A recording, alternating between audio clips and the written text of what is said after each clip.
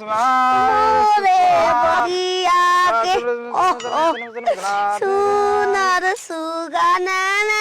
सुगना कहना उड़ी गइल तोर माई के काहे हाय अच्छा तला बोल कबे के है घूमे की तरह का छतली छिन रो अरे तो ले घूमत रहा छिटत रहा अंतिम में कर संस्कार होता पूरा दे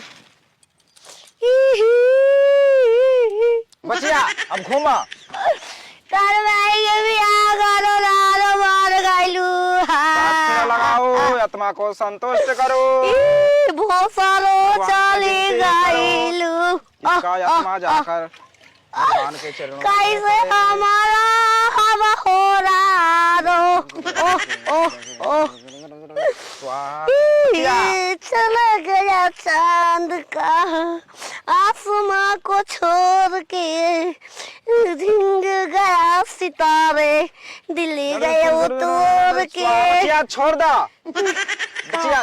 कानी पर लेके अब पटक दा कैसे रे अरे कानी पर लेके पटक दा ये आत्मा के संतुष्टि नहीं खे मिलल बहुत भोसरो मुए के मार गले फूटेगा फूटते ना बचिया बेरहमी से मारल गइल बा ए पंडित ताने के तू